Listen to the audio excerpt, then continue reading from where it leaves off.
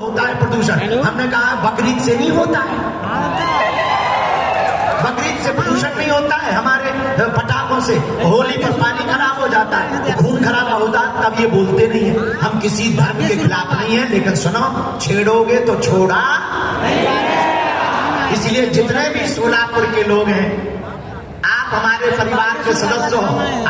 मुझे भी हिंदू एक लड़का हमारी फोटो पेंटिंग बना के लेके आया है। आजा पगला, आजा बेटा, आजा बेटा, आजा।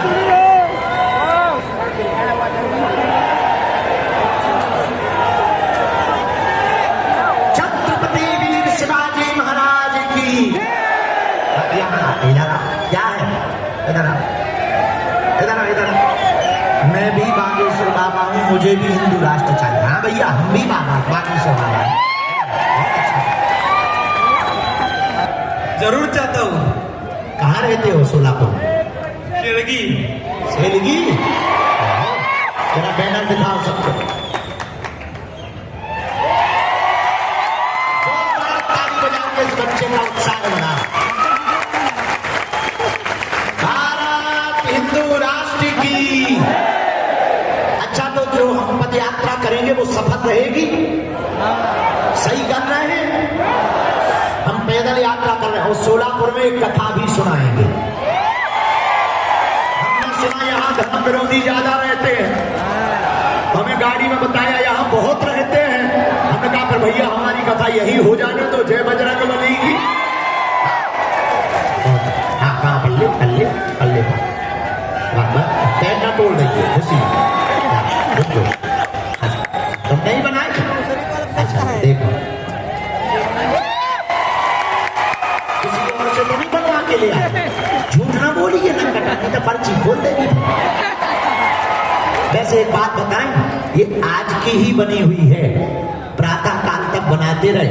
रात्रि में तुमने 1 बजे से बनाना प्रारंभ किया, 3:40 तक तुम बनाते रहे सुबह का। इसलिए हमने तुम्हें बुलाया। हाँ या ना? ले भभूति ले जा, मैं कटा भभूति ले जा। हिंदू राष्ट्र बनेगा, हम बनाएंगे की। चलो 1-2 चर्चा हम कर लें, फिर सबकी सामूहिक अर्जी भी लगा दें। हमें तो पता ही नहीं था कि हमें यहाँ पे कुछ बोलना भी है, हम तो ऐसे ही चले आए पागल आने की। बागेश्वर हनुमान जी महाराज की। आज के प्रवचन का सूत्र है, तन से संसारी रहो, मन से सन्यासी हो जाओ। शरीर से सभी रिश्तों को निभाना है, पर मन से परमात्मा का हो जाए। जिंदगी अजीब है, इस जिंदगी में हर हाल में हमें खुश रहना सीखना है। ये कहना सरल है, मानना बड़ा कठिन है। हर हाल में खुश रहना ये बड़ा कठिन काम है। पर मेरे पागलों, एक छोटा सा प्रयोग अगर तुम करोगे तो तुम हर हाल में खुश रहना सीख जाओ। कोई तुम्हारी जिंदगी में घर के बाहर गड्ढा खोद दे तो तुम टेंशन में मत रहा करो, तुम डिप्रेशन में मत आया करो, तुम चिंता मत किया करो। वो तुमको भी छाया देगा, दूसरों को भी छाया देगा। कोई तुम्हारी जिंदगी में, तुम्हारे भाग्य में, किस्मत में नींबू दे दे तो तुम मुंह मत बनाया करो। खट्टा मान करके अपनी जिंदगी को परेशान मत किया करो। जीने का कला होना चाहिए, हर हाल में खुश रहने की कला होनी चाहिए। मेरे पागलों, तुम्हारे भाग्य में अगर नींबू आए तो खट्टा नींबू जानकर मुंह मत बना लेना, शरबत बना करके पी लेना। गुरुजी, हम तो जिंदगी में बड़ी टेंशन, दूध था 1 लीटर, वो भी फट गया। अरे ठटली के बरे, तो रोता क्यों?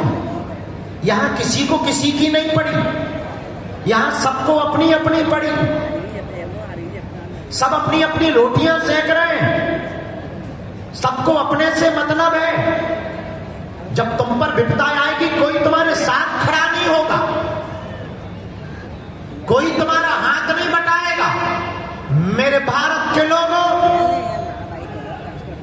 जब तक तुम्हारे जेब में पैसा है और चेहरे पर चमक है, तब तक लोग तुमसे सीताराम करेंगे। लोग पूछना बंद कर दें। बन जाते हैं लाखों रिश्ते, जब पैसा पास होता है टूट जाता है वो रिश्ता गरीबी में जो सबसे खास होता है। जय श्री राम। तो तुम्हारी जिंदगी में 1 लीटर दूध है और वो भी फट जाए, तब भी तुम हर हाल में खुश रहा करो। आप कहो कैसे? पनीर बना लिया करो, झंझट खत्म। जिंदगी जीने का ढंग आना चाहिए। इस जिंदगी में छोटे छोटे लोग ही महान बने हैं। हमारे भारत में महान रूप में जिसमें महा उपसर्ग लगा है उस प्रदेश का नाम है महाराष्ट्र। और महाराष्ट्र इसलिए महान है क्योंकि यहां संत ज्ञानदेव, यहां संत तुकाराम, जगतगुरु तुकाराम भगवान प्रकट हुए। यहां भक्तिमती माता जनाबाई प्रकट हुई, यहां स्वामी समर्थ रामदास प्रकट हुए। ये कोई साधारण, ये संतों के दर्शन करो। संत नरहरि दास जी महाराज, संत गाड़गे जी महाराज, संत रामदास जी महाराज, अनेकानेक विभूतियां महाराष्ट्र संतों की भूमि है। इन संतों की खुशबू को तुम लेना प्रारंभ करो। तुम हर हाल में खुश रहना। को देखा है, वो कहते हैं हमने भगवान को नहीं देखा है पर तुझे जरूर दिखा दे। और साधारण सा नरेंद्र नाम का बालक विवेकानंद बन जाता है। वो विवेकानंद इस शिकागो के धर्म सम्मेलन में जब शून्य पर बोलने के लिए कहा जाता है तो बाकी लोग भाइयों और बहनों, और ऐसा महापुरुष जिसका चित्र भी महान है, को प्रखर रूप से रखने वाले बहुत से युवा आए हैं, पर हम इन भारत के युवाओं से सनातन संस्कृति पर कार्य करने वाले जितने युवा हैं, हम ये तो तय है भारत को हिंदू राष्ट्र बना करके ही छोड़ेंगे। लेकिन हिंदू राष्ट्र बनेगा कब? जब भारत का प्रत्येक आदमी हिंदू बनेगा, कट्टर हिंदू। हमको हिंदू बनना ही चाहिए, कट्टर हिंदू चाहिए। मेरे सोलापुर के परिवारजनों, लोगों को लगता है कि हम नफरत फैलाते हैं, सच ये है हम केवल हिंदुओं को जगाते हैं। और एक बात, नफरत नहीं, हम प्रेम के आदी हैं, पर गर्व से कहते हैं हम हिंदुत्ववादी हैं। एक साधारण सा नरेंद्र नाम का बालक विवेकानंद बनकर जब शिकागो के धर्म सम्मेलन में उद्बोधन करता है तो विदेशी धरती पर रहने वाले लाखों लोग प्रभावित हो जाते हैं। एक विदेशी महिला प्रभावित हो जाती है, आकर्षित हो जाती है उस महात्मा के नूर को देखकर, रूप को देखकर, उद्बोधन को देखकर, वाणी को देखकर, ओज को देखकर, ध्यान को देखकर, तप को देखकर के, बुद्धि को देखकर के, बल को देखकर के। उस अमेरिका में रहने वाली एक महिला रात के समय विवेकानंद के पास आती है। वो कहती है हमने आपके जैसा तेजवान, आपके जैसा सुंदर कोई नहीं देखा। मैं चाहती हूं आप मुझे अपनाओ ताकि मेरा जो बेटा हो वो तुम्हारे जैसा हो। पर धन्य है भारत का महात्मा, कितना ऊंचा विचार भारत का सनातन रखता है। हाथ जोड़ करके विवेकानंद ने कहा क्षमा करो, हम अगर आपको अपना ले तो जरूरी नहीं है कि बेटा हो। एक काम करो, कहां तुम 18-19 साल तक इंतजार करोगी और कहां तुम हमको किसी और रूप में देखोगी। आज से तुम हमारी माँ हो, मैं तुम्हारा बेटा। तुम्हारा भी सपना पूरा हो जाएगा, मुझे मां प्राप्त हो जाएगी। सोलापुर में वही युवा इस देश पर राज करेगा। वो तुम्हें बनना है, हमको नहीं बनना। और एक बात याद करें, यहाँ मीडिया जगत के भी लोग हैं, यहाँ के अध्यक्ष भी हैं, साहित्य परिषद के अध्यक्ष भी बैठे, अन्य राजनीति में है न। हम राजनीति के लिए जी रहे, हमारा जीना तो सिर्फ हिंदुत्व के लिए है, सनातन के लिए है। जब तक तन में प्राण रहेंगे तब तक सनातन के लिए जिएंगे। लेकिन जितने युवा यहां खड़े हैं, मुस्कुराते हुए खड़े, मोबाइल लेकर के खड़े, हम युवाओं से कहेंगे तुम अपना करियर ऐसा मत बनाओ कि दूसरों के पीछे सेल्फी लेने के लिए भागना पड़े। ऐसा करियर बनाओ कि लोग तुम्हारे पीछे सेल्फी लेने के लिए भागें। तो तभी हो सकता है जब तुम्हारी जिंदगी में जुनून होगा, जब तुम्हारी जिंदगी में हर हाल में खुश रहना होगा, आ जाए तो ठीक, ना आए तो ठीक, आए तो भगवान की कृपा, ना मिले तो भगवान की कृपा। और हाँ, तुम टेंशन में भी मत रहा करो। एक आदमी हमें मिला, बोले गुरुजी आप कहते हो हर हाल में खुश रहो, आप खुशी होने के मूल मंत्र देते हो, लेकिन हमारा पड़ोसी हमें रोज गाली देता है। हम कहा चलो हमें ले चलो। बोले वो तुम्हें भी गाली देगा। हम कहा नो प्रॉब्लम, चलो। हम गए और सच में वो गाली में PhD किए हुए था, रहा होगा सोलापुर का। खैर हम सोलापुर की बुराई नहीं कर सकते क्योंकि अभी हमें 20 मिनट रुकना भी है, तो हम आप लोग, लेकिन रहा होगा। हम जैसे ही उसके घर गए वो हमें गाली देने लगा, इतनी गाली देने लगा कि भयंकर। तो वो बोला देखो गुरुजी हमने कहा था। अरे हम देने दो भाई, इसकी गलती नहीं है, दरअसल रिश्ते में ये हमारे साले साहब लगते हैं। तो जीजा साले में तो गालियां चलती रहती हैं। वो भी हंसने लगा, वो भी हंसने लगा, हम भी हंसने लगे। लो हम धीरे से निकले। पता है तुम्हें भी कोई गालियां दे, तुम्हें भी कोई बुरा कहे, तो पता है तुम्हें क्या करना चाहिए? पूछो क्या करना चाहिए? कान में जाके सेम टू यू बोल देना चाहिए। तुम्हारा मुंह खराब नहीं होगा। इसलिए मेरे प्रियजनों, हर हाल में क्या रहो? अरे बोलो जोर से, हर हाल में खुश रहो। जिंदगी है, यहाँ सब कुछ लगा रहना है, पर तुम हर हाल में खुश रहना सीखो। एक साधारण सा बालक थॉमस एडिसन जिसे स्कूल से हटा दिया जाता, वो महान वैज्ञानिक बन जाता है। एक सिद्धार्थ नाम का बालक महात्मा बुद्ध बन जाता है। एक छोटा सा बच्चा जिसकी बॉडी काम नहीं करती, स्टीफन हॉकिंग, महान वैज्ञानिक बन जाता है। इसलिए सोलापुर के जितने भी युवा और हमारे परिवार के सदस्य, कुछ माताएं भी आई, बहनें भी बैठी, बहुत दिनों से इच्छा थी कि गुरुजी मिलेंगे, कथा सुनेंगे, वो बड़े भाव के साथ, बड़े चाव के साथ में आई हैं। हम यही प्रार्थना करेंगे आप लोग ऐसा लक्ष्य केंद्रित करो, हर हाल में खुश रहो, मुस्कुराओ। एक दिन ऐसा आएगा संकट तुम्हारे घर से सदा सदा के लिए भाग जाएगा। लेकिन हमें हर हाल में क्या रहना है? जोर से बोलो, जोर से बोलो। हमें उनको नहीं देखना है जो विफल हुए, हमें उनको देखना है जो सफल हुए। तो सफल कौन कौन हुए? हजारों प्रमाण ऐसे हैं। एक आदमी हमें बोला, बीच में हम थोड़ा व्यस्त हो गए साधना में, भजन में, कथा ज्यादा करने लगे। गुरुजी आजकल आप चुप क्यों हो गए? हमने कहा ठटरी के बड़े शेर अगर 4 कदम पीछे जाए तो चुप नहीं कहते, डरना नहीं कहते। लंबी छलांग लगाने के लिए शेर अक्सर 4 कदम पीछे जाता है। इसलिए भारत के धर्म विरोधियों, अभी तक हिंदू चुप थे, इसका मतलब ये नहीं थे कि डरे थे। अब छेड़ोगे तो छोड़ा नहीं जाएगा। डरे नहीं थे, एक होने की तैयारी कर रहे थे। अब ये सोलापुर का नजारा बता रहा है कि हिंदू क्या है? बोलो बोलो बोलो। हम सब हिंदू है, अपने अपने दांत निकालना है। अच्छा, लेकिन दांत में ब्रश करते रहे ना, तुम ज्यादा हंसो, दांत के ब्रश ना करो तो अलग दिखाई देगा। हाँ, लेकिन ये तो मजाक की बात है। लेकिन हम लोगों को हर हाल में क्या रहना है? ये किससे सीखना? हनुमान जी से। हनुमान जी लंका गए रावण के सामने। रावण बोला क्यों? ए बंदर कौन है? हनुमान जी बोले बोलो 10 कंधा। हनुमान जी से रावण बोला डर नहीं लगता है? हनुमान जी बोले हमने कौन तेरा खाना खाया जो डर लगेगा।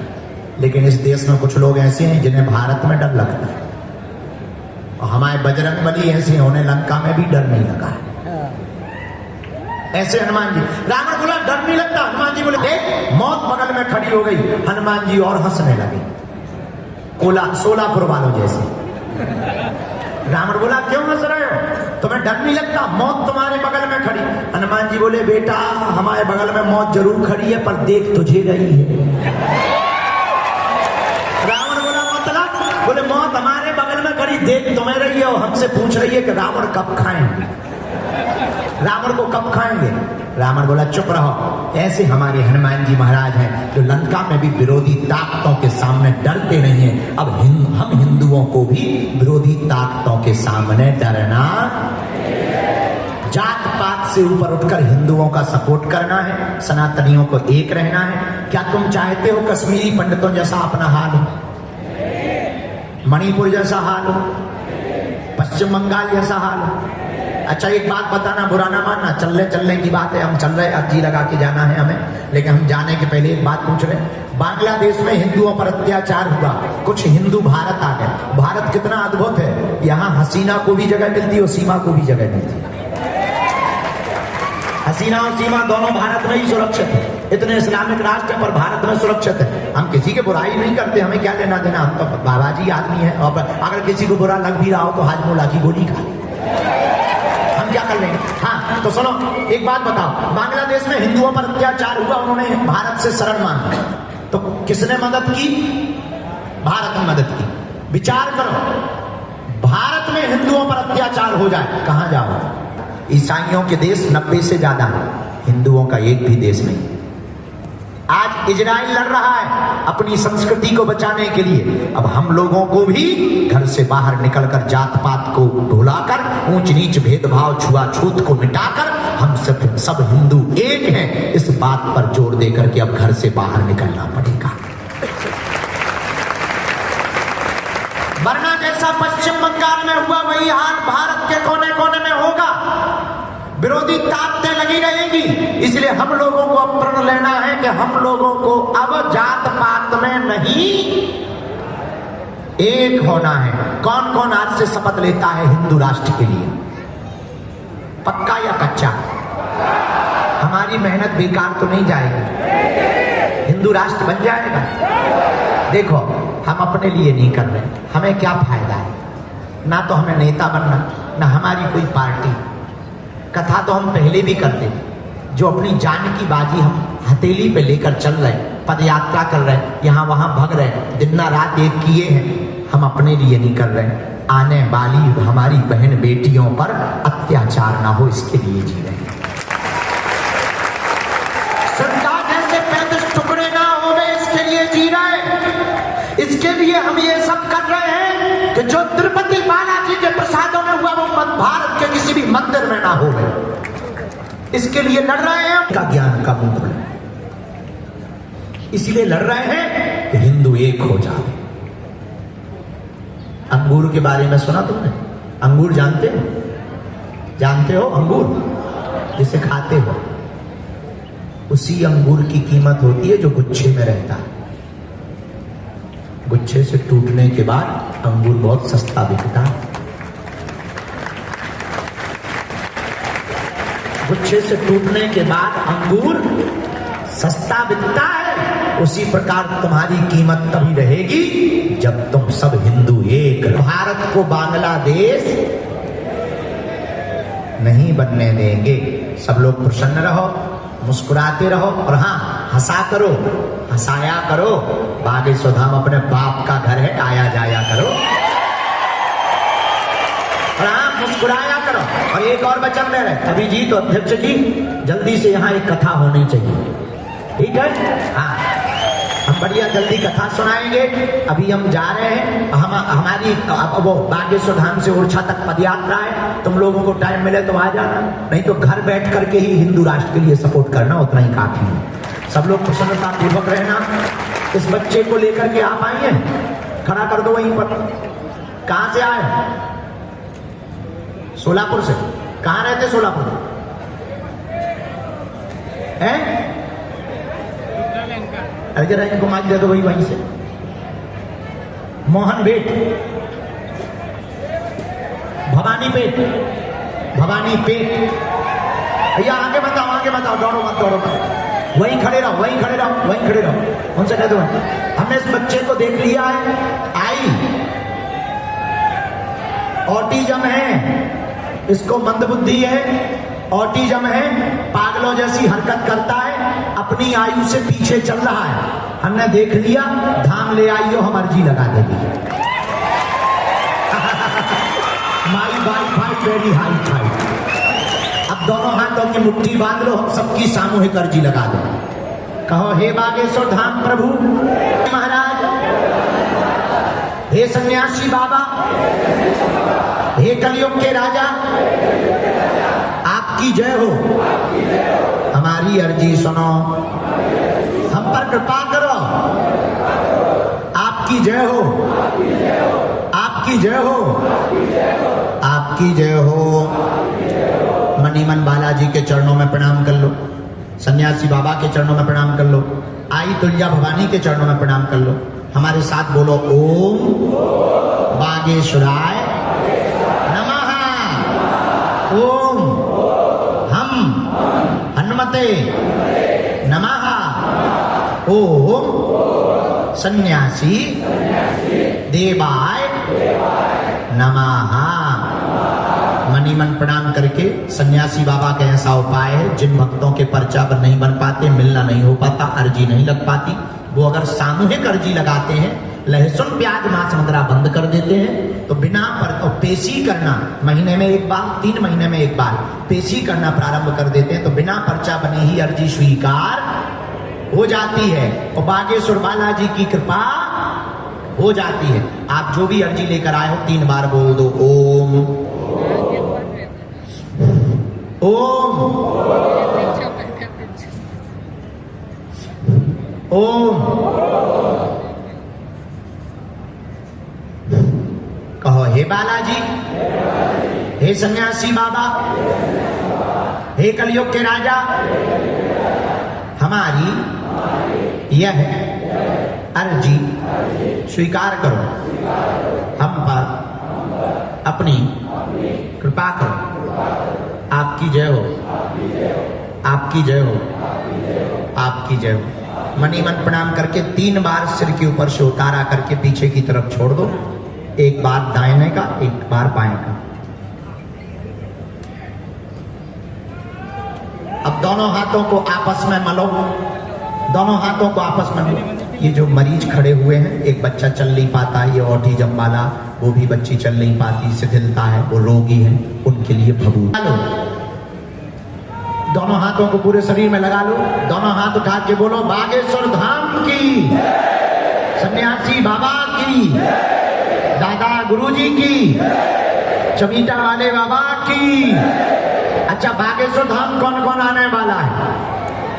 पक्का पक्का? एक बार हमारे अध्यक्ष जी के लिए, साहित्य परिषद के जो अध्यक्ष, ताली बजाकर धन्यवाद दो इनका। इतना भव्य आयोजन, इतना दिव्य आयोजन, इतनी जल्दी इन्होंने करवाया। जल्दी हम कथा करने आएंगे, और हिंदुओं भूल ना जाना, हम सब हिंदू हैं, हम लोगों को भी अब वैसे